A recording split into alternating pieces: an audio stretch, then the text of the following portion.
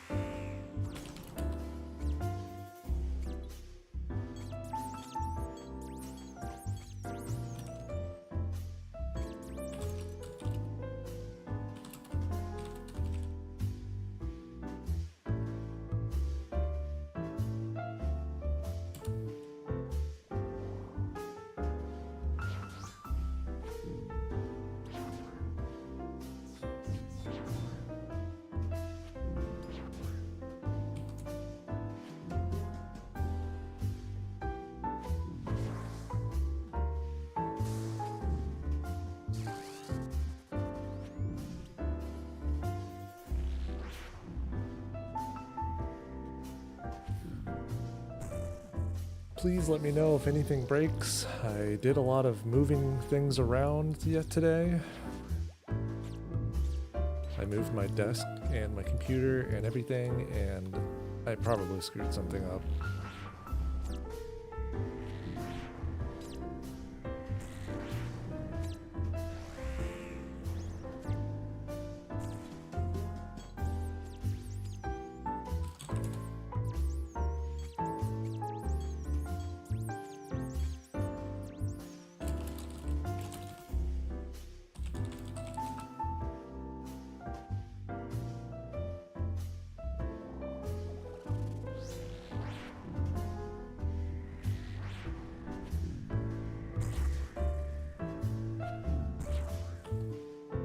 How you doing tonight, Double?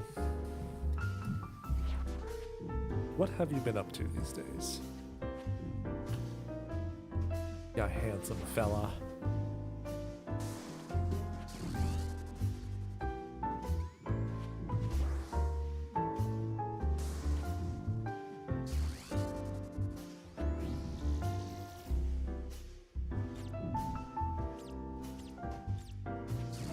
I should really actually use my claw specs.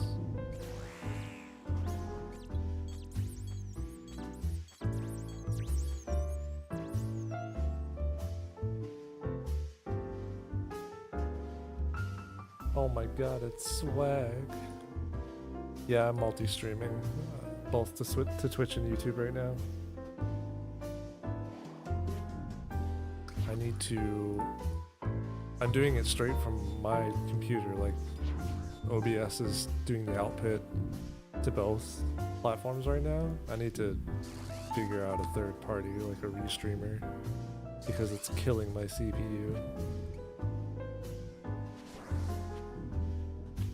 But that's future Garney's problem.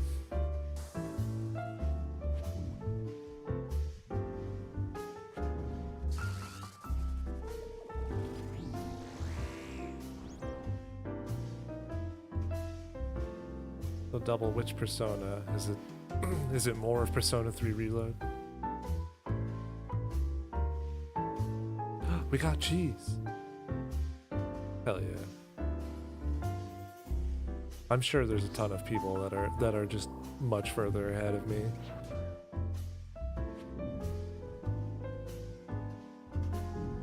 Oh wait, I forgot. I have Twitch chat appearing, but not YouTube chat. That's not fair. That's another thing I need to figure out one day.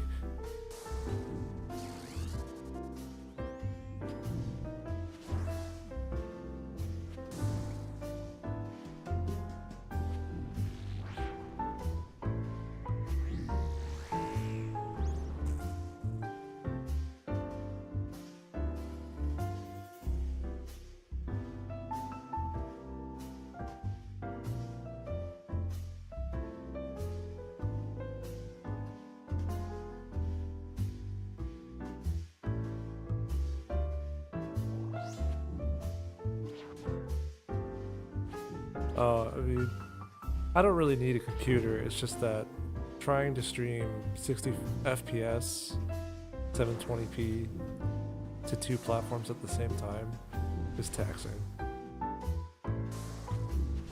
No GPU, no power supply. That's a pretty good rig.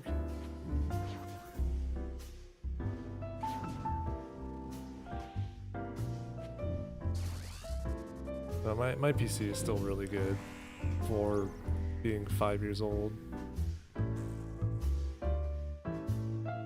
I appreciate the offer.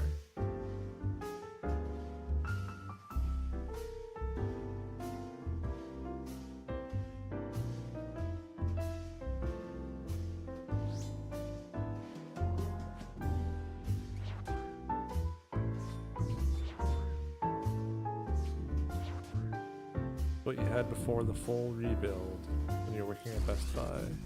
Oh, I see.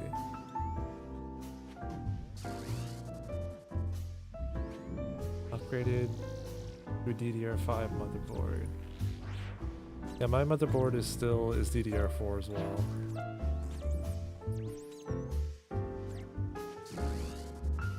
But to tell you the truth, I don't remember a lot about my PC. I built it and forgot. Forgot it all.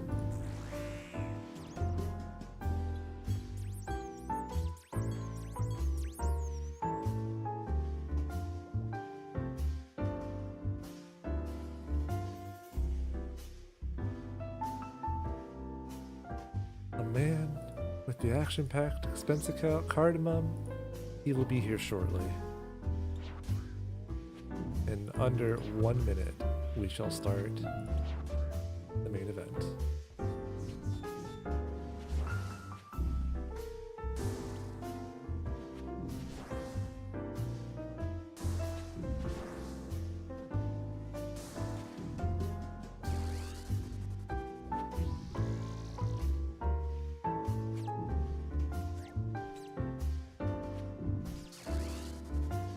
Nice. That's a good way to get to sleep for sure.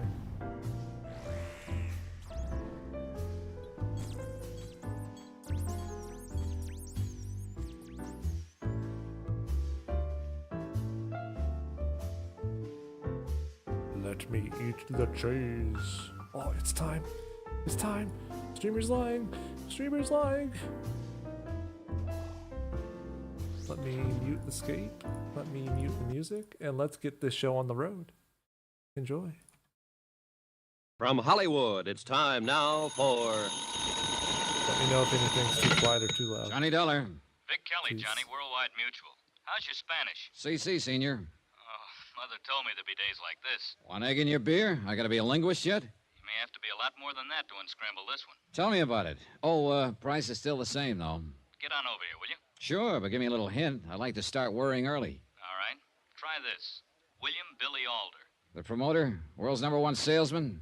Up again, down again, Alder? The same. And at this point, he's up. Up to his ears in Venezuelan oil. We're carrying $250,000 life on him. Ooh, I'd settle for the premiums, Vic. How come you're worrying? You'd worry, too, carrying coverage that size.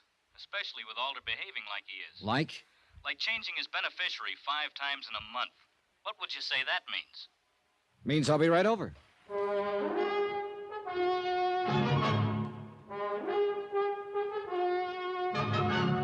Tonight and every weekday night, Bob Bailey in the transcribed adventures of the man with the action-packed expense account, America's fabulous freelance insurance investigator. Yours truly, Johnny Dollar.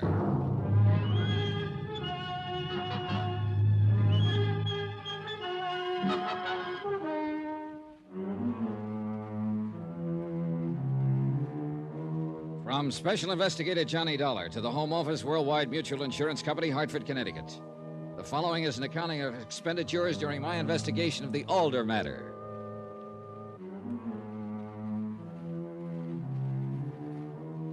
Expense account item 1, $1.35. The price of being taxied to Vic Kelly's office at Worldwide Mutual. For a normally easygoing fella, Mr. K had a bad case of how did I ever get into this? $250,000. That's a big policy. Big. You look like the claim's already been filed. Smile a little, Dad. Yeah, sure. At least fill me in. How much do you know about Billy Alder? Oh, just surface stuff, what the headlines say. Promoter, wildcatter, super salesman. Fellow with a flair for selling anything. Why? Well, that's what's rough. I can't give you too much more than that. He's been in a dozen different businesses, headed up a half a dozen corporations, a couple of bankruptcies, even a nasty court case. He's been flat broke, and 6 months later, been a walking blue chip. Been up and down more times than a yo-yo. Oh, that's a nice life if you can take it. But, feast or famine, he does everything big. Like the $250,000 policy, huh? Well, it didn't seem out of line 3 years ago. It still doesn't. Not with the kind of money he's dragging out of the ground in Venezuelan oil. Hey, this changing of beneficiaries, when did it begin? A little over a month ago. In succession, it's been his wife, his daughter, a brother, back to the wife, and now it's his daughter again. Sounds like a woman trying to make up her mind about a dress. Price tag's a little different. What does it sound like to you? Give me a chance to get down there and look, would you? I mean off the top of your head. Oh, sounds like he's worried. Like he shouldn't buy any long-playing records. Look, Johnny, there's a clause in the policy that lets us investigate irregularities. Go take a look. Just don't expect him to cooperate. He's a big operator type fella. I don't know. I never met him, but I like him already. What? His style. Any man who uses a slogan like, "We lose a little on each deal, but think of the volume." Well, he's for me. I gotta keep him alive. Expense account item 2, $329.88. Airfare and incidentals to Caracas, Venezuela. It was about noon Sunday when the big plane lazed in over the Caribbean shoreline, pointed its nose for the Maguita Airport in Caracas. Below us spread what's laughingly called man's handiwork, his progress. A few short years ago, it had been nothing but lush green jungle. Then came men shouting the magic word oil, and the jungle was now disappearing as fast as they could throw up the derricks and sink the drills. Progress. A taxi to the Hotel Parayo and a good lunch adds up to item 3, $4 even. I was ready for business.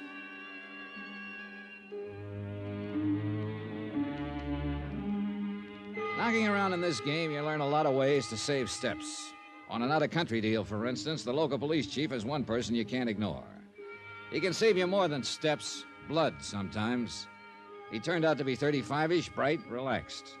They might have changed the jungle, but nothing was going to alter Jefe Velasquez style. He took his time, even after I told him why I was here. I'm sorry about the ceiling fan, Senor Dollar. Oh, what's wrong with it? It's working.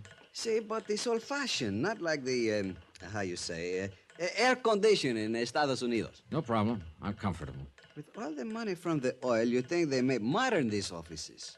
No. It's air conditioned in the home, in the car, but not in the office. At least this one. A fan. Well, they'll get to it.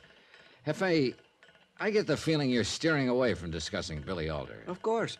And there must be a reason. See, because I do not want to give you the bum cow. Oh, bum steer. Gracias. What I mean is there is nothing to put the finger on. To look at them is a nice family with lots of money living in a big, expensive house. But you spend a couple hours there. You know, it's not that way. It's nothing you can see, but... All underneath. You ever see an oil well fire, Juanito? All the burning and burning under the ground. Then, when it's enough force, whoosh, everything explodes to the sky. It's exactly what you expect when will happen to these people. Someday. It's hard to figure exactly why. But that is all. Yeah. Well, thanks. I appreciate what you've given me. Now, what's the best way to get to the house? You go there, huh? That's where the job is. It's easy enough to get to. I tell you how. You mind if I ask a question, amigo? Shoot. In your own office, you got a fan or air condition? When I left him, he was even weighing the idea of spending his own money for an air condition. I went right on spending company money. For instance, item 4, $39.55 deposit and first day's rental on a U-Drive automobile. A 20-minute drive over the autopista, that's a 6-lane mountaintop freeway, less traffic jams, brought me to La Guiara, a clean, scrub-looking suburb on the edge of the Caribbean. The older house wasn't hard to find. Huge and impressive, it sat all by itself on a high promontory jutting out into the sea. I suddenly found that I'd become J. Dollar Intruder, because in the doorway of the house, a very luscious young lady was being enthusiastically and expertly kissed by a handsome young man. My cough must have been pretty frightening because the boy took off around the house like a quarter horse. Not so the girl. She glared angrily as she came toward me. I hope you're satisfied. Well, embarrassed is a better word. I'm sorry about my timing. I'll bet you are. Well, look, miss, Happy now that you've got something to tell my father? Well, go ahead and tell him. If you'd only slow Then down a while minute. you're at it, tell him something else, that he can hire as many detectives as he likes. It still won't keep me from seeing Paul. Well, looks like you'll need track shoes to see him now. Very funny. Assuming that was Paul. Look, I don't... Assuming. Oh, now look, lady, you never gave me a chance to explain. Not too hard to figure who you think I am, but I'm not. My name is Johnny Dollar, and you're right about only one thing. I do want to see your father, but not for the reason you think. Okay? But I'm sorry, Mr. Dollar. Good. Are we friends now? I'm Peggy Alder. Yeah, I figured as much. Would you like to come in and wait, Mr. Dollar? Wait? My father isn't home at the moment. He shouldn't be over an hour, though. Fine. You won't say anything about what you saw? About Paul, I mean? Lady, the world is full of trouble. Why should I add to it?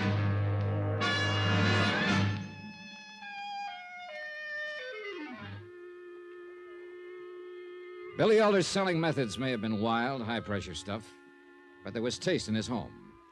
And when Peggy Alder put a drink into my hand and led me out to a patio, I was ready to get a drill and go oil hunting myself. Patio? It was a small, exclusive, man-made mountaintop, 600 feet down to the Caribbean on 3 sides. If you were going to have troubles, this was the place to ponder them. Peggy Alder still didn't trust me completely. Inexpertly, she tried to dig out my reason for being there. Gave up after a while, then excused herself when her father showed up an hour later. I'm glad you're here, Dollar. What's wrong? Oh, just surprised. Guess I expected to be tossed out. Why?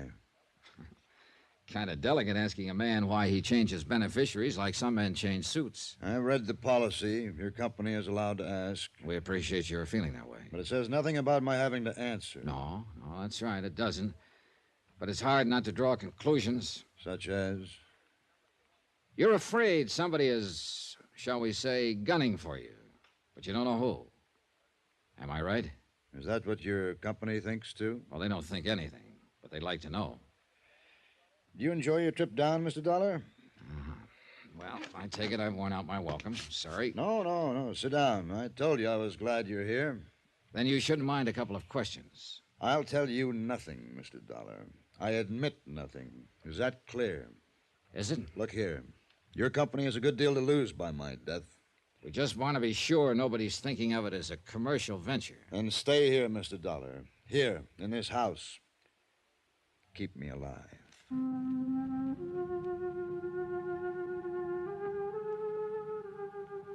Behind the calm, controlled demeanor, Billy Alder was loaded with fear.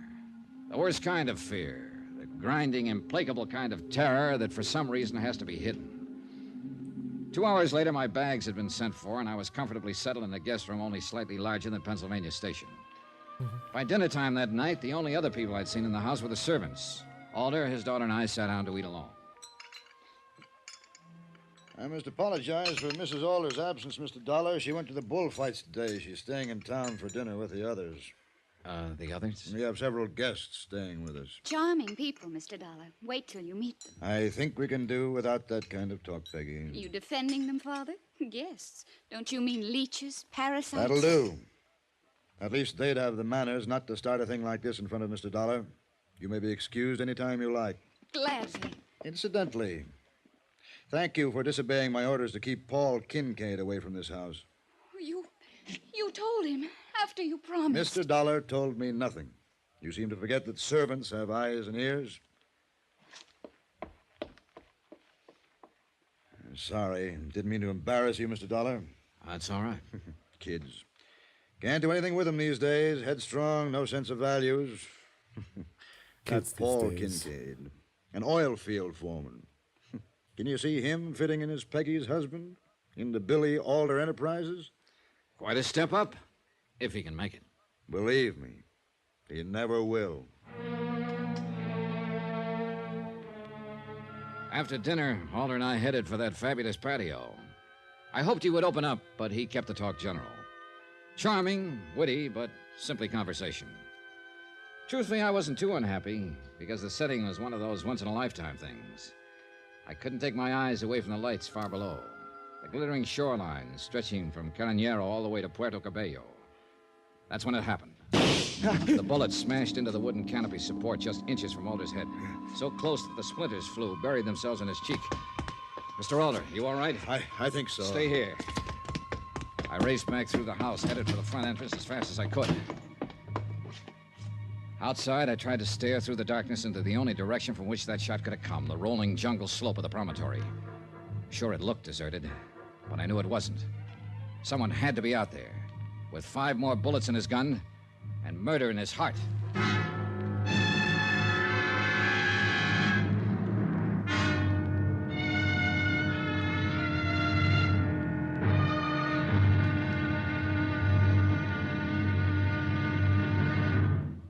Now, here's our star to tell you about tomorrow's episode of this week's story. Tomorrow, one man dances attendance, another dances death, and a woman calls the tune.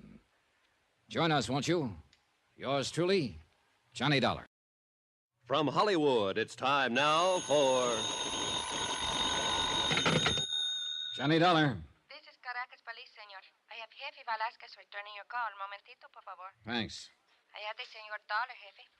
Gracias. Good morning, amigo. It is, huh? Here it is. Here it ain't.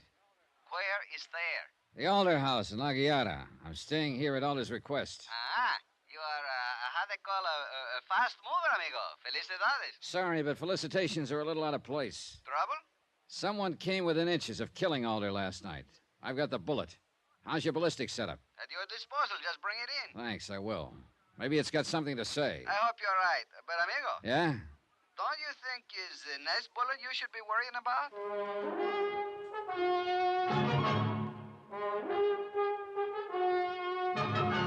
Tonight and every weekday night, Bob Bailey in the transcribed adventures of the man with the action-packed expense account, America's fabulous freelance insurance investigator. Yours truly, Johnny Dollar.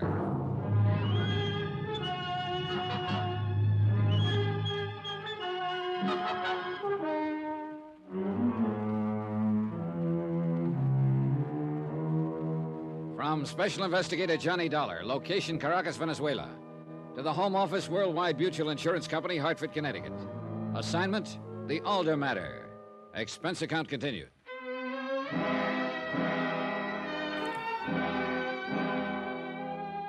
Expense account item 5, $5 even. Tip to one Nachos Gomez, servant in the big Alder house. For a good reason. He hadn't liked the idea of my prowling the slope alone last night looking for someone with a gun. He'd insisted on joining me. True, we hadn't found anything, but he'd been there. $5 isn't much to pay for a friend, and I had a feeling I could use one. I ate breakfast alone.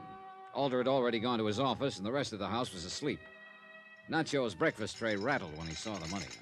For me, Senor Dollar, why? Oh, call it appreciation. You didn't have to follow me out there last night. Oh, you could have been hurt, Senor. You don't know the slope is a long drop to the bottom. Yeah, and lumpy. I didn't expect money. I did not do it for that. I know that. Go ahead, take it. Mil gracias. Something, I tell you something, Senor. When you go running out there last night, I was sure you would find nobody. Oh, why? Well, you saw for yourself. Too much, how you call it, bushes, too thick. They could be standing right next to you and you wouldn't know. Then why did you come streaking out after me? I told you. It's a long way down. One wrong step and psst. In the States, that's an old joke. The punchline is, watch that first step. It's a beaut.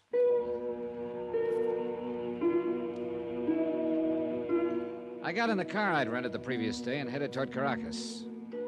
I passed the driving time pleasantly by counting oil wells. From that, I graduated to trying to figure how much money they made with each given stroke of the huge pumps. Nice kind of occupation? Sure. Specifically designed for a purpose.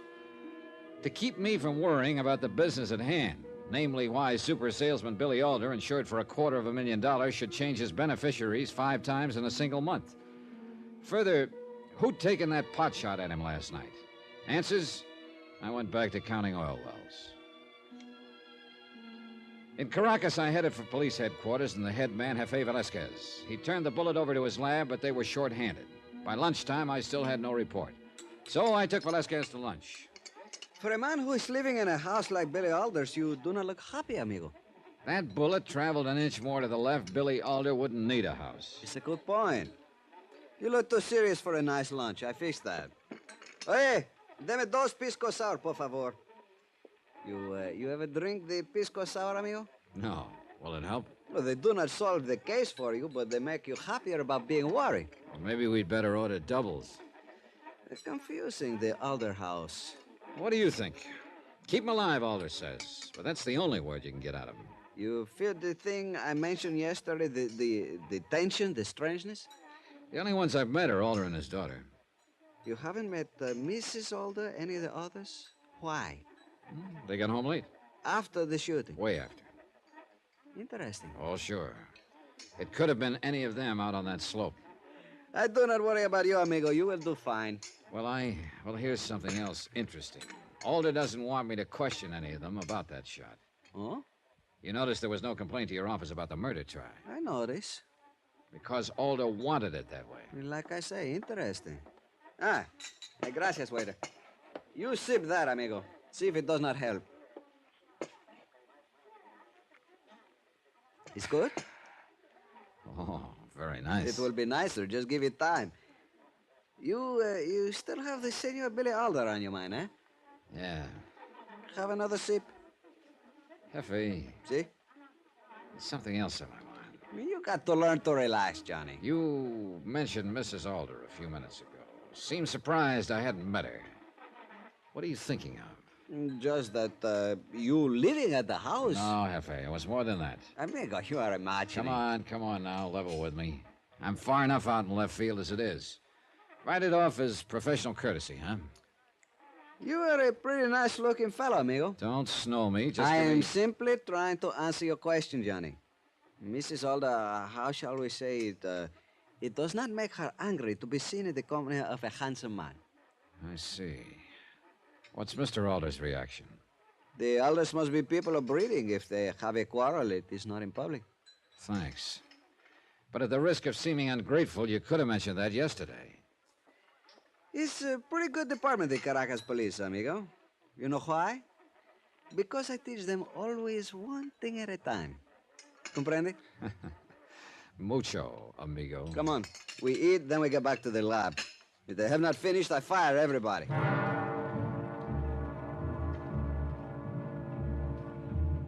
Expense account item 6, $14.85. Velasquez drank enough Pisco sours to float the Normandy. Back at the police lamp, I wished I'd kept pace with him, because all they could tell from the bullet was that it had come from a Luger.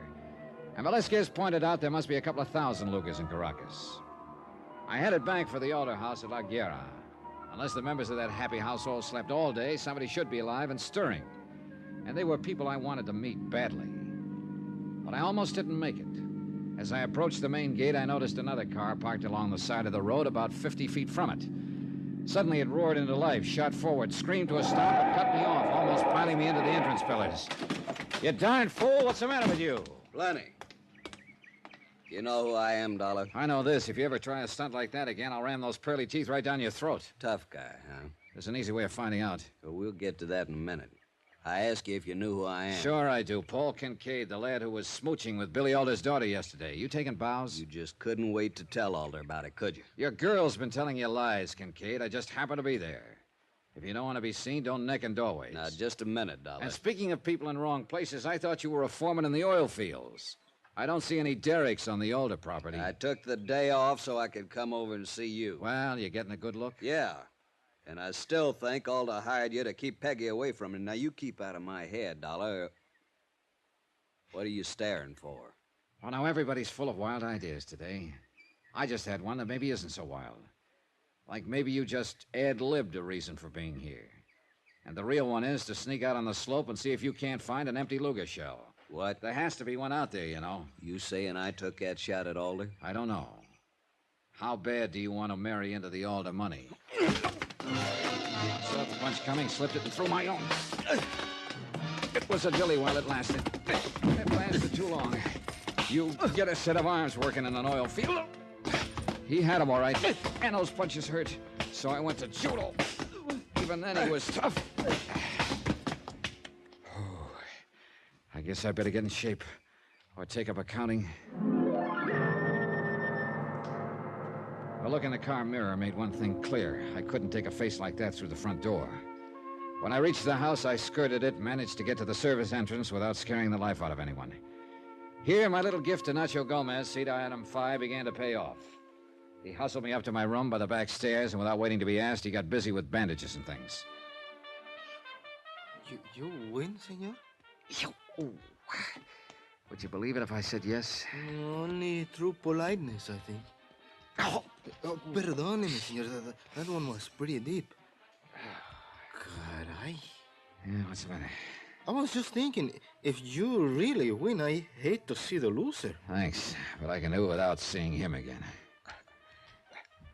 That is about the best I can do, senor. Yeah, well, okay, thanks. Oh, no es nada.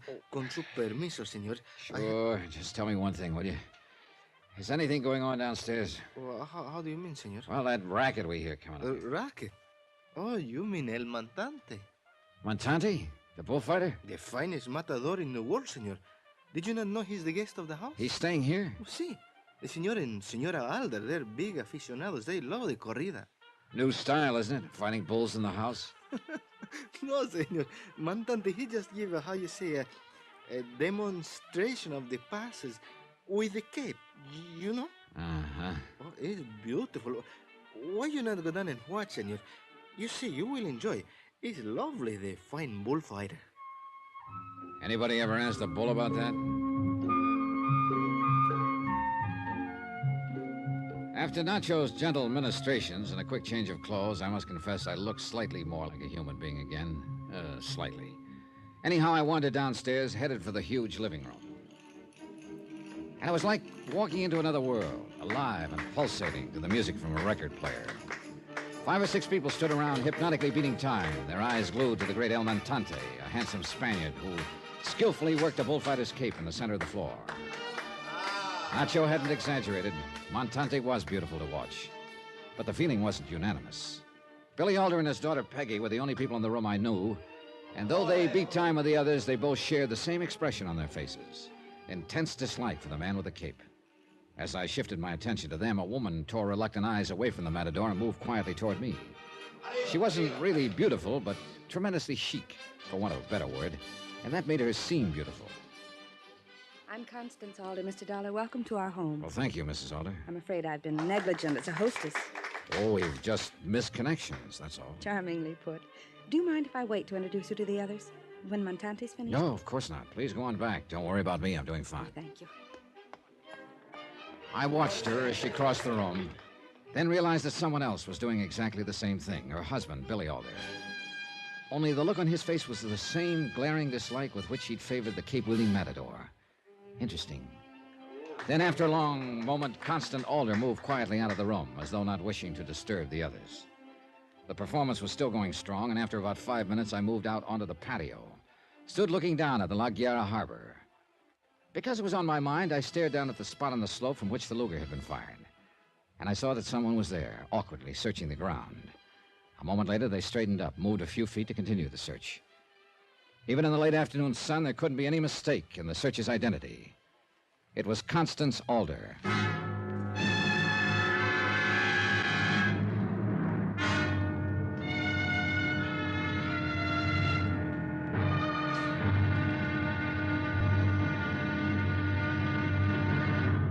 Now, here's our star to tell you about tomorrow's episode of this week's story. Tomorrow, 2 sides of the same old yarn. And whichever side you choose, you've got to call it wrong. Join us, won't you? Yours truly, Johnny Dollar. From Hollywood, it's time now for... Johnny Dollar. This is Constance Alder, Mr. Dollar. Are you all right? Sure, Mrs. Alder. What made you think I might not be? Well, just your having left the living room. Being in your own room like this, Oh, nothing wrong, Mrs. Alder. I'm fine. I'm sorry El Montante took so long with his cape handling demonstration. I hope you weren't bored. Not in the least. He's very good. But you did leave. That isn't necessarily a sign of boredom, is it, Mrs. Alder? You left before I did. Yes, of course. The hostess has to keep busy, you know. Sure. And like I said, I wasn't bored. I only left because I wanted a little air. I went out on the patio for it.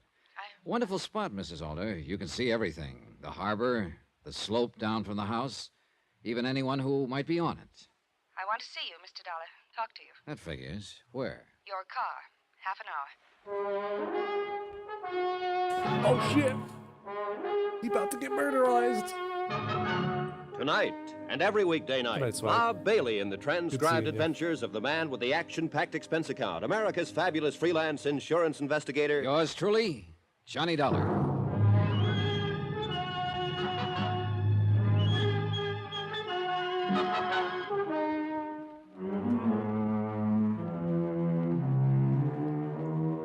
From Special Investigator Johnny Dollar, location Caracas, Venezuela, to the Home Office, Worldwide Mutual Insurance Company, Hartford, Connecticut.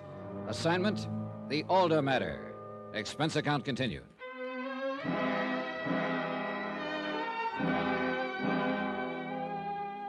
Sometimes it takes only a few well-chosen words to start the mountain coming to Muhammad. And it looked like I'd picked the right ones with Constance Alder. Whatever she had to say, I wanted to hear it, because it was a cinch nobody else in this rat race was giving away any information. Oh, Yeah, he I said wanted rats. very much to hear what Mrs. Alder had to say. I headed downstairs right away because I have a fetish about being early. But my timing was bad. Hey, Dollar, you got a minute? Well, I can hardly say no to my host, Mr. Alder. Come on in the den.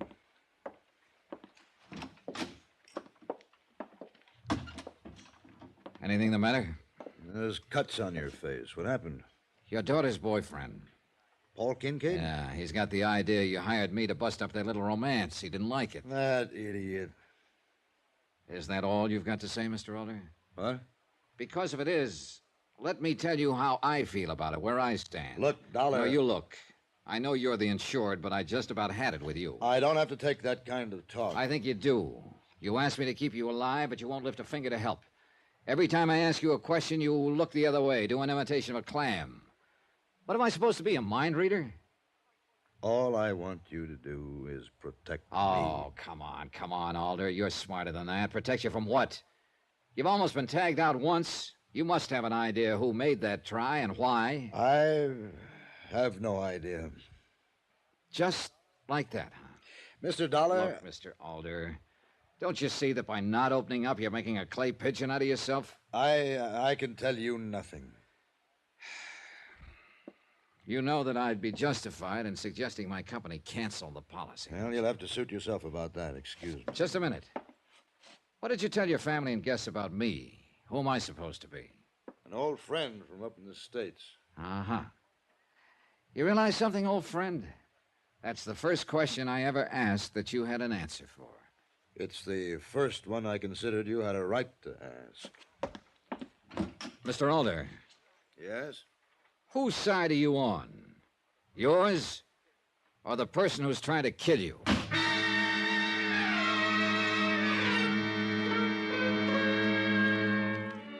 Oil-rich Billy Alder, business mind par excellence, super salesman deluxe. The man who could sell or talk you into anything. But could he say one word that might keep another bullet from coming his way? It sure didn't look like it. I left the den, was just starting out to my car to meet Mrs. Alder. I must have been real anxious for our chat because I suddenly realized I'd forgotten my car keys. I hurried back upstairs and at the top almost bowled over a woman who was about to come down. Oh, I'm so sorry. My fault. That's all right. No, I should have looked where I was going. Here, are you hurt, Miss? It's perfectly all right. Excuse me, please. Sure was a hard house to make acquaintances in, even when they were old and drab and stern-looking. Well, I went to my room, got my car keys, and my wallet, which lay alongside them. The position of the wallet was interesting. I shut the door, headed once more for my car. The lady of the house was waiting, and we took off. I know who you are, Mr. Dollar, why you're here. I'm sure you do. I was just back in my room. What? I'll give you a tip. Never search a pro's room. He always puts an article down in a certain position, then memorizes it automatically. A searcher can never replace it exactly the same way. With me, it's wallets. I did not go into your room. Oh? Then name a guess for me, will you? 50-ish kind of lady, kind of faded, severe-looking? Why? I'm just curious. Doris Cole, a very old friend from the States. Mind telling me where her room is? Right next to yours. Why? Well, I just ran into her as she was coming downstairs. She looked a little, call it worried. That's ridiculous. She'd have no more reason to search your room than I would. Sure. Let's forget it. A little while ago, I saw you searching out on the slope. And you know I saw you. Now, what were you looking for? An empty cartridge? You think I fired that shot at my husband? Someone did. And there are easier places to go for a stroll than on that slope. I know what you're thinking. But you're wrong. I just wanted to see if I could find some trace of whoever had done it. A shell from a gun. Well, that's interesting, to say the least. I don't like your tone, Mr. Dollar. I don't blame you, because you just made a boo-boo. Only an automatic ejects a shell. A revolver doesn't. In other words, you knew what kind of gun was used. Uncomfortable, Mrs. Alder? Why don't you go home? Like to live dangerously, Mrs. Alder? Slapping the driver of a moving car? Pretty foolish, isn't it? I'm sorry. I'm very sorry. All right, tell me something. How did you know what I was really here for? My husband. I made him tell me. Well, congratulations. I can't get him to tell me the time of day. And he knows whose side I'm on.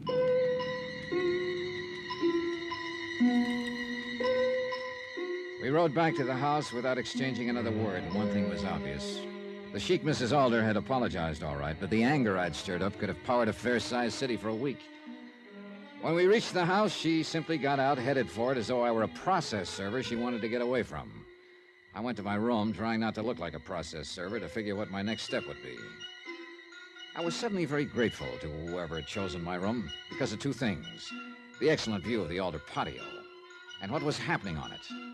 Mrs. Alder and Doris Cole were having a discussion, with Mrs. Alder doing all the talking. Even from this distance, I could see the anger on both their faces. Then, after a few minutes, both women went into the house. 5 minutes later, I was still wishing I could have heard the words.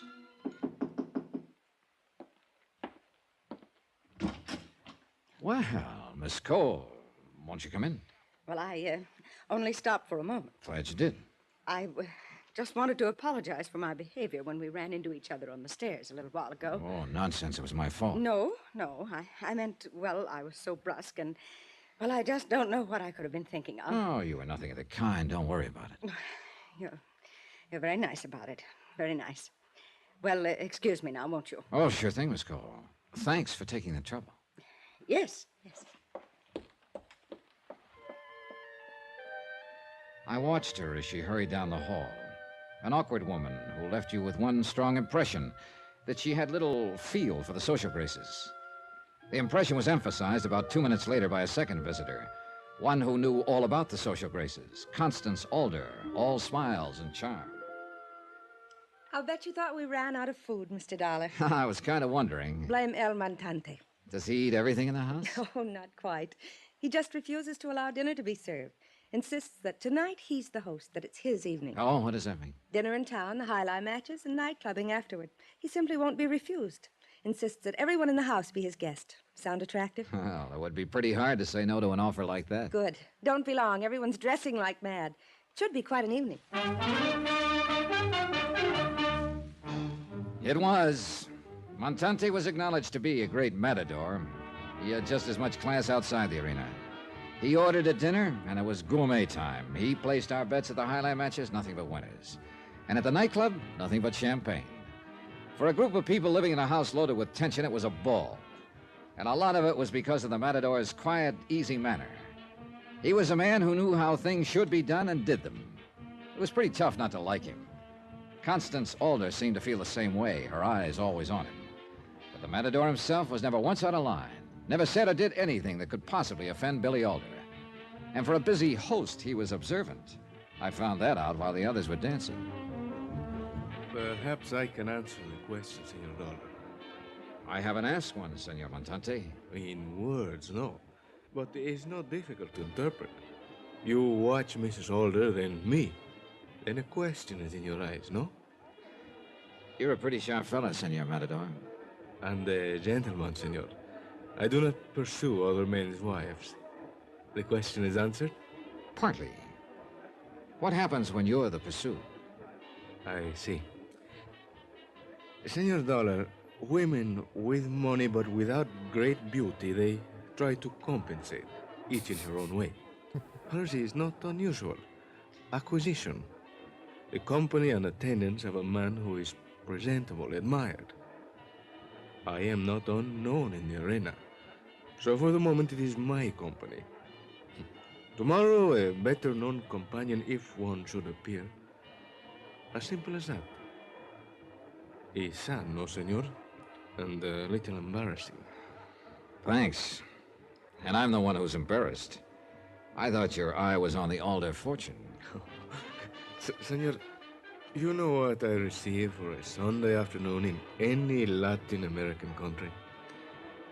$10,000. Sometimes more. Your question is answered, senor? Well, not quite. Where does a fella take bullfight lessons? Like I said, the evening was pleasant, but it was still a job.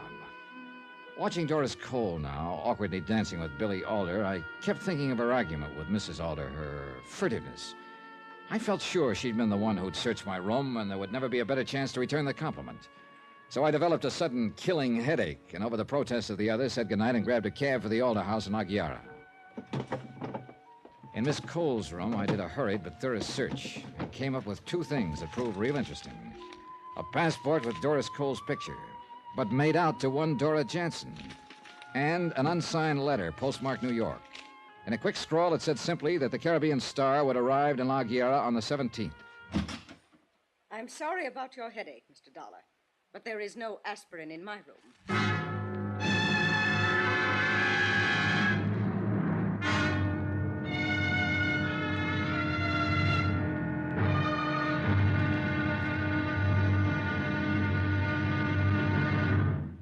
Now, here's our star to tell you about tomorrow's episode of this week's story. Tomorrow, motives for murder are like peanuts. Once you start, you can't stop. One difference, though. A peanut won't kill you. Join us, won't you? Yours truly, Johnny Dollar. From Hollywood, it's time now for... Johnny Dollar. Dollar? There's Alder here. Must be something the matter with the house phone. I thought I rang a different room. Doris Cole's room, Mr. Alder? Well, yes. That's what you got. Now, see here, Dollar, you're not questioning that woman, badgering her. We were simply discussing two headaches and the value of aspirin. Want to speak to her? I just wanted to be sure everything was all right. Both of you running out of the nightclub with headaches like that. Oh, everything's fine. I'd like to speak to you, though. Sorry, it's late. I have a long day tomorrow. I'm afraid it's important. Good night, Dollar. Are you thinking of arresting me, Mr. Dollar? I'm not a policeman, Miss Cole. You act like one. Answering my phone, sneaking into my room while I'm gone. That evens the score, then. You had a quick look through mine earlier in the day. Mr. Dollar. Just what were you looking for, Miss Cole? Bro, I forgot my book of the day. Tonight, Tragic. and every weekday night, Bob Bailey in the transcribed adventures of the man with the action-packed expense account, America's fabulous freelance insurance investigator. Yours truly, Johnny Dollar.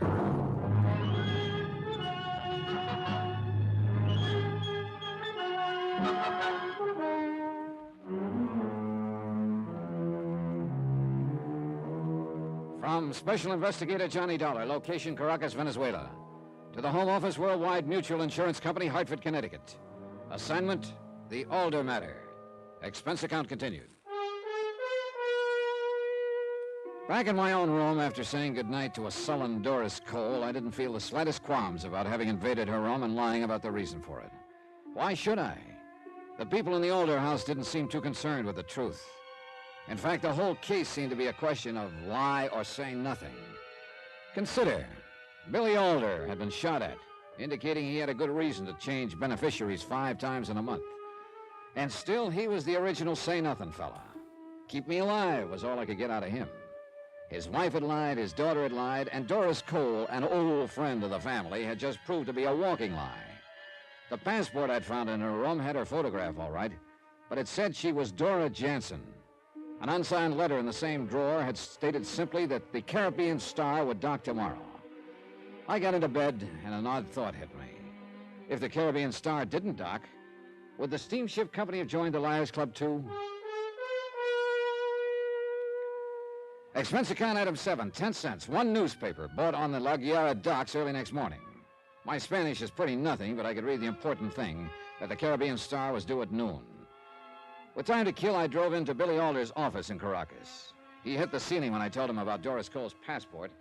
I was suddenly glad I'd mentioned nothing about the letter. Dollar, how dare you search the room of a guest in my house? How dare you? Just returning a courtesy. What? Mine was searched thoroughly. Well, that still isn't any reason for your behavior. Oh, one-way ethics, Mr. Alden? I've told you repeatedly, Dollar. There's only one reason I want you here. I know. Keep you alive. But how? With handcuffs on? Now, suppose I told you to find some oil, then refused to let you dig any holes in the ground. You'd begin to smell a rat, wouldn't you? What are you talking about? Just about everything in this cell. Look, I have a very busy day. Who is Dora Jansen, Mr. Alder? And why does she call herself Doris Cole? You're making too much of nothing, Dollar. It isn't a crime to use another name. That depends on the reason, doesn't it? She's an old friend. Oh, who isn't? Dollar, Aren't you tired of that tune? For a man who's afraid for his life, you've got more old friends than anyone I ever knew. Also, I haven't noticed anything particularly friendly between you. Yeah, she's not a well woman, Dollar. I don't want you bothering. You don't want me bothering anyone. Exactly. Not even the one who fired that shot at you. So I can't help getting an impression that you have a pretty good idea of who it might have been. I told you I was busy, Dollar. Yeah, but it's what you haven't told me I keep thinking about. Dollar. What? Did you find anything else in that room beside the passport? Why, Mr. Alder, what's happened to your sense of ethics? There was still plenty of time before the Caribbean Star would be docking, and Billy Alder's reaction had dictated my next move. The cable office in Aguiara suddenly seemed like a very important place to visit. There were too many silent mouths in Caracas, and I needed one that had something to say.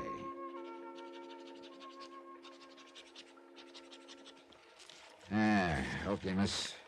You can take this now. Si, senor. How you like this to go? Don't spare the horses. Okay. Cable, rush. Si. Victor Kelly, World... Yeah, I know my lousy handwriting. Here. To Victor Kelly, Worldwide Mutual, Hartford, Connecticut, USA. Si?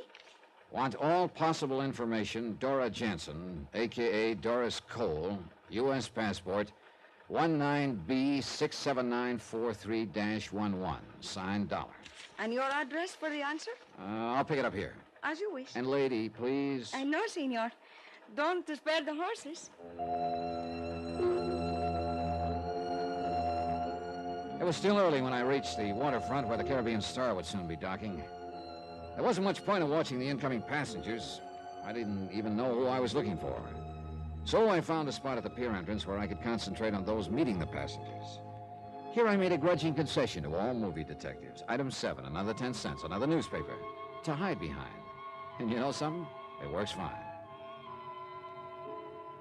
Doris Cole, or according to that passport, Dora Jansen, was nervous, excited.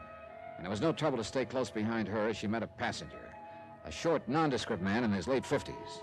When they jumped into a cab and hurried away from the pier, they were closely followed by a man clutching an unread newspaper. Me.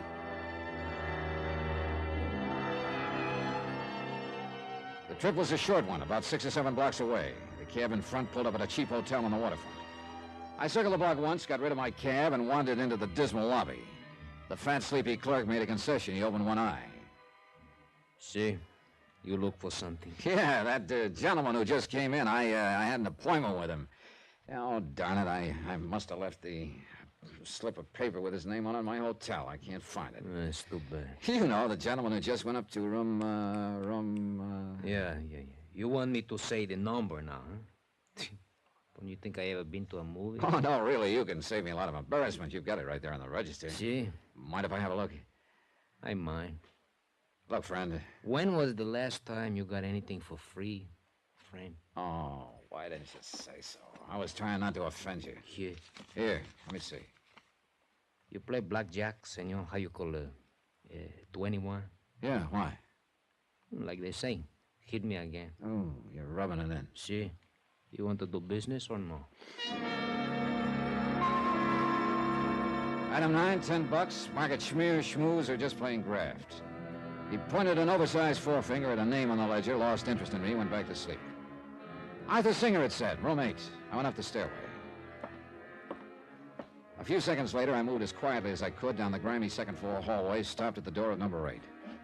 At first, I heard nothing. Then, after a long minute, the voices began, angrily, as though resuming an old argument. I don't know. Then let me handle it. No, but what about him? Suppose he What knows. if he does? You want it all to go for nothing. Now, you listen to me. I know what I'm doing.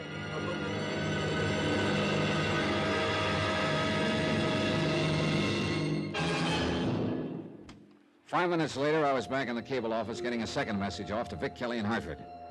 It was a request for anything he could possibly dig up on Arthur Singer. I didn't hope for too much because it would probably turn out to be an alias, but it was an angle I couldn't afford to overlook. You're not back for answer so soon, senor. Oh, no, I just want you to get this one off. Same fella. And same way, no spare the horses? That's it. And thanks. It's nada. Oh, senor, I want to ask you something. Shoot. Your business partner, did I do something to displease him? He seemed so angry. My who seems so what? Well, he was so nice at first, but after he read the Wait message... a minute, hold everything. First of all, I have no business partner. Oh, then I make terrible mistake. Oh, just tell me what happened. Well, this man, he come in less than a minute after you leave, was very nice. Yeah? Said he was your business partner, that he just leave you. You were worried because you forgot whether you say something in the message you just sent. Then you asked him to check it for you. He seemed to know what he was talking. So you showed it to him. Then? That is when he got so angry. He just put it down and leave. What did he look like?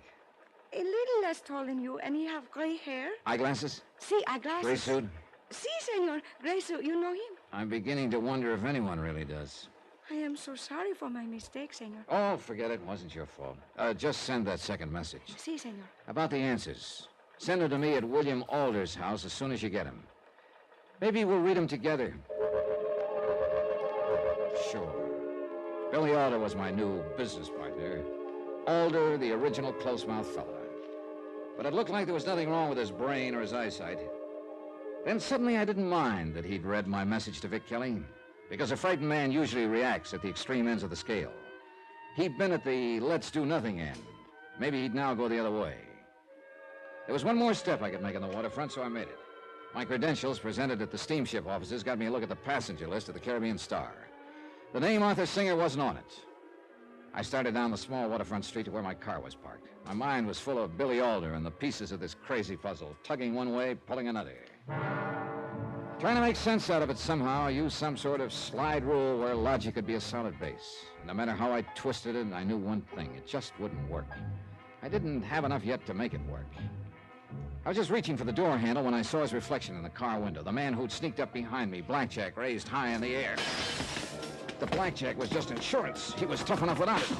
I finally worked him to the side of the car, managed a half Nelson, and let the car door workers my blackjack. 5 seconds later, an officer came rushing up, and 5 minutes later, I sat in the office of Jefe Velasquez, chief of police. You feeling all right now, amigo? Yeah, sure. What did you get out of that blackjack artist? Just what I expected. Still won't say who hired him, huh? You have to understand this kind of fellow, amigo. I do, huh? What I mean, he's asesino pequeño, you know? Sheephood? Mobster? Si. For extra 2 bolivar, maybe 3, he would blackjack his mother. He claims he does not know who hired him, that he is to get his money in a letter. That went out with spats. Okay? I say he's lying. Of course, but he will stick to the story because he knows he will get the same sentence whether he tells or he does not. A cheap hood won't usually cover for somebody else. This kind does, amigo. Otherwise, he would never be hired again.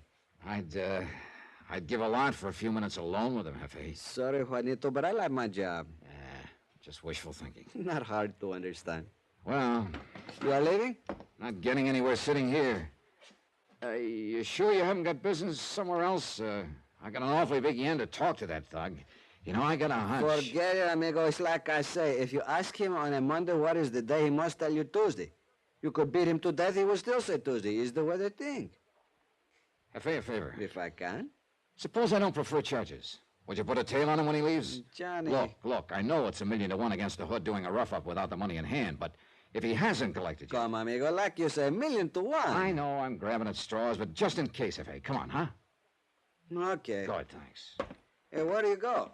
Back to the cable office. Oh? Yeah.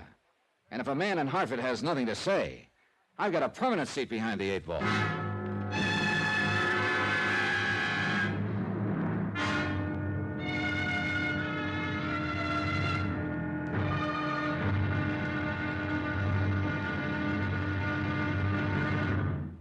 Now, here's our star to tell you about the final episode of this week's story. Tomorrow, a puzzle never fits itself together.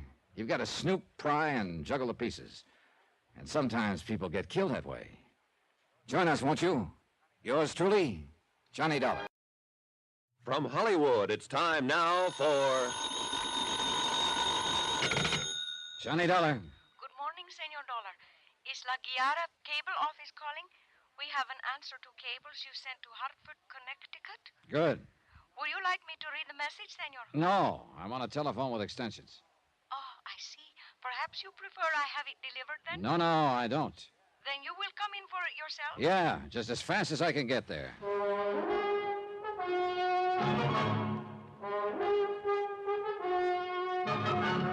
Tonight and every weekday night, Bob Bailey in the transcribed adventures of the man with the action-packed expense account, America's fabulous freelance insurance investigator. Yours truly, Johnny Dollar.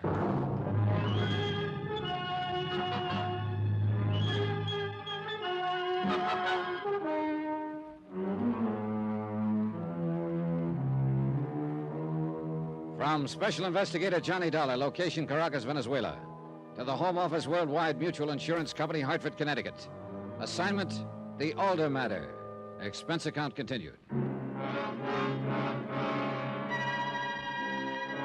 At the cable office, I ran into another dead end.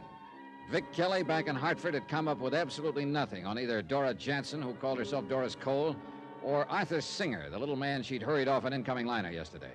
Complete strikeout. I headed outside, caught a glimpse of Mrs. Billy Alder watching me from across the street. Social life changing, Mrs. Alder? Does being my hostess include tailing me? Does being on La Guiara Street constitute tailing you? Preserve me from amateur detectives. Good morning, Mr. Dollar. Now, come on. You rushed out of the house so fast you couldn't possibly have eaten. I'll buy you breakfast. I knew it was curiosity that made her take me up. She just couldn't resist the thought that maybe I'd give something away, let something slip. She ate warily, tentatively. We must have looked like two boxers in a close fight sitting on the edge of their stools, waiting for the last round, the one that would decide the winner. You're staring. Thinking. You love your husband, Mrs. Alder? There'd better be a reason for a question like that. Let's stop sparring, huh? You know why I'm down here. Do I? You told me you did the other day. So I did. Now, don't be aloof, lady. You're not that much in the clear. You've been the beneficiary several times and dropped. My daughter is the present one, I believe. And what exactly is your point? There's been no crime committed. No crime? Somebody's bullet misses your husband by inches and you call it no crime? Thank you for breakfast. Don't forget, I saw you out on the grounds of the house searching the place that shot came from. I told you before. You knew an automatic pistol was used, admitted looking for a shell. You talk too much, Mr. Dollar. And you talk too little. Look, why have you been tailing me? It's certainly not to see that I'm protecting your husband's life. So it's obviously to make sure that I don't find out something. Now, what is it, Mrs. Alder? And why is it so terribly important I don't find out about it? If you won't leave, Mr. Dollar, I will. There's this about getting someone angry enough, fearful enough, it makes them forget about caution. Mrs. Alder never once looked back, simply headed straight for the cheap little waterfront hotel where Arthur Singer was staying. She stayed for over half an hour, and when she left, she still looked frightened. Whatever the game was, it looked like everyone was a player but me. But Mrs. Alder's move helped, started an idea gnawing at me. So I headed for Caracas in the office of a smart cop, Jefe Velasquez. I needed someone to talk to, and the Jefe was a good listener. Come, amigo, sit down. Tell me where it feels wrong, huh? Billy Alder. He does all that changing in his policy, so I assume he's scared of being knocked off. Probably by one of the people who has been named a beneficiary of the policy. So? So now I'll take the other people concerned. Alder's wife is as much a clam as her husband is. Also, she knows what kind of a gun was used to take that shot at him. Dora Jansen, a woman who uses an alias and is obviously afraid of me. Arthur Singer, a little man Dora has hidden in a waterfront hotel. And now I find Alder's wife knows about the little man, too. Conclusion, amigo? That the three of them are in on something together. But not to kill Alder for that policy. His daughter gets it all. Yet Alder is afraid. And I think he's scared of something the others know.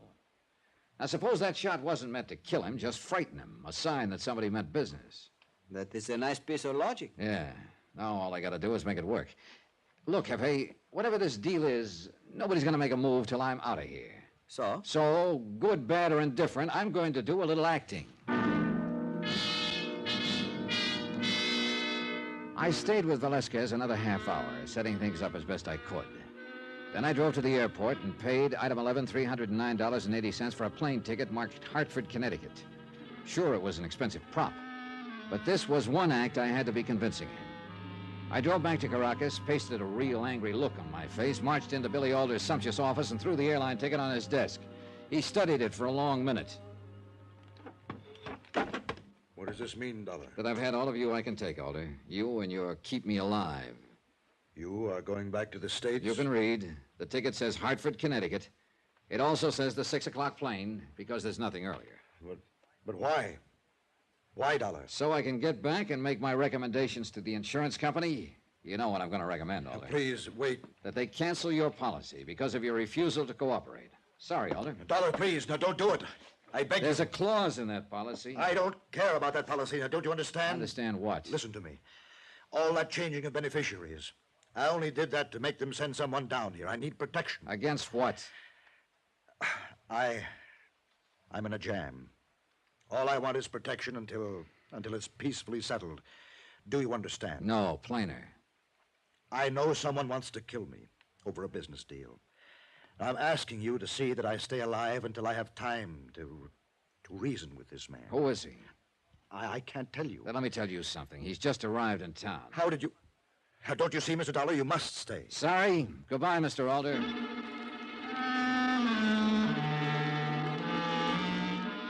I went back to the Alder house, packed my bag, and said my goodbyes. Neither Mrs. Alder nor Dora Jansen wept. I drove to the airport, checked my luggage in. Then I slipped away, drove back to Caracas the long way. A half hour later, I checked into a little side street hotel where Jefe Velasquez had reserved a room for me. Then came the hardest part, the waiting. That 6 o'clock plane must have been way out over the Caribbean when the call finally came.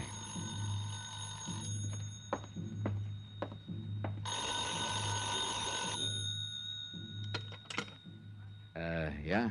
Velasquez here. You tired of waiting? Oh, brother, you know it. Look, Jefe, your men check in. Maybe I should have taken part of the work. Be patient, amigo. Your whole idea depends on their thinking you took that plane. You must stay right where you are. But what about your men? Have I they... get a call every couple minutes, amigo. Alder, his wife, the Dora Johnson, Art the singer. I can tell you every move they make in the last 3 hours. But they haven't made the one I'm waiting for, huh? You will know it 3 minutes after they make it. If they make it. Thanks, Jefe. 5 minutes later, Velasquez called again. He took only enough time to tell me he was on his way and to be down in the street in 2 minutes. I was. I only beat him by seconds. Come on, amigo. Well? It looked like your plan worked, Juanito. This Dora Johnson. Yeah? As soon as she learned your plane left, the one you did not take, she rushed to the waterfront hotel, pick up the Art the singer. Then the two of them rushed to the Alder house. And? Alder must have seen him coming because he jumped in his car and raced out in the direction of his oil field at Caranero. They see him and follow him. That's where we headed for. Then we better get things going, get there before Singer kills Alder. I don't know whether or not he deserves killing, but I know one thing. It'll cost my company $250,000. Velasquez's men were plenty good. Halfway to Caranero, one of them flagged us down, told us both cars had definitely passed his way. And when we reached the oil field, another one waited at the gate. He told us Billy Alder, Dora Jansen, and Arthur Singer were in a little work shack across the field. We left the car and moved as quietly as we could toward the shack. There was a weird feeling. In every direction, you could see the great oil rigs working, pumping, ignoring us. We reached the shack, peered cautiously through the window. An even weirder scene was taking place. An almost hysterical Dora Jansen pointed a Luger at a sweating Billy Alder. A terrified Arthur Singer pleaded with her. Their words pushed easily through the thin wooden slatting. Dora, please don't do it. You'll only make things worse. Your brother's right, Dora. Dora, listen to me. Like he listened to you 4 years ago. What did it get him, Mr. Fancy Promoter? Tell me that. I'll make it right with him. A quiet gentleman. A bookkeeper who never did anything wrong in his life until you sold him a bill of goods. Now, listen to me, both of you. So he rigged your books for you. made false entries, made it look like he was responsible for the bankruptcy. And he did the 3 years in prison that you should have done. For $100,000. That was the deal. And believe me, I'm not trying to cheat him. The money is tied up in my business. I need time, but I'll pay him. Pay him? It's been a year since he came out of jail. You'll never pay. You'll try to cheat him out of the money one way or another. I swear to you, Dora. It's a lot easier to kill him than pay him, isn't it? Oh, you're crazy. Is that why you kept the Luger in the house? Were you worried when it disappeared? When I shot at you to let you know I meant business? Think what you're doing. Dollar knows all about this. Oh, yes. Your bodyguard must have gotten frightened after I had him beat up the other day. He's on his way to the States in a plane. Dora! No! I'm going to kill you. Now! Come on. Put it down, Dora. You pull that trigger and he'll still come out the winner. No! Senorita, do not make me fire, please. I don't care. As long as he gets what he deserves. Stand back! Senorita! For a split second, she wavered. Then the hate took over. Alder sank to the floor, disbelief on his face. Panicked, she raced out into the night, and I went after her. Dora! No! Dora, hold it! No! There's no place to go, Dora! Stay away from me, you hear? Don't come in! What happened to her, Johnny? She panicked, turned to scream at me, and ran right into one of the protection fences around the derrick. She just passed out. She'll come around. How's Alder? Conscious, but I do not know. We better get him to the hospital. Yeah, come on. She didn't mean to shoot him, mister. My sister wouldn't hurt anyone. Sure. Go take care of her. She was only doing it for me. For me, mister. Alder? I would have paid. I wasn't going to cheat him. Oh, Dollar, you know? Yeah, we heard it all. I'm glad it's over. The worrying. Want to tell me one thing, Alder? Your wife, where does she fit? She had nothing to do with it. Just knew about it. I wasn't too nice to her for a long time. Other women, her running around, just a way of punishing me, paying me back. She knew I couldn't afford to complain. Yeah, wish you'd have told me a long time ago, Alder. I couldn't.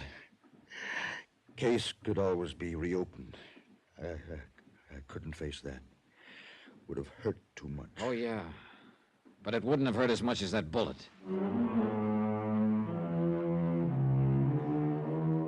Expense account total $833.14. Details: Billy Alder was rushed to the Caracas hospital, underwent some excellent surgery, and relaxed claims department. He's going to make it. As for his shady business tactics, well, that's out of my bailiwick. That's for the law boys. Yours truly, Johnny Dollar. That one was good. That was a good. Now, here's our star to tell you about.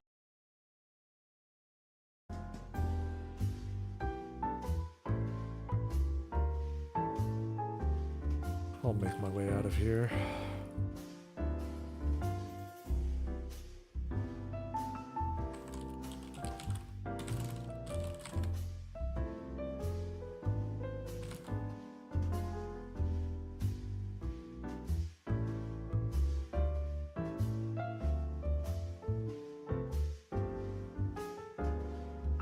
Well, was a shorter stream, but I can't go much longer. I need to get to bed tonight before, 4 in the morning.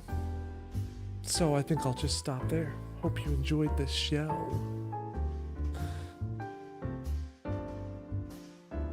I'll have to do it again sometime. I miss doing this, where, we just vibe and listen to some old-time radio.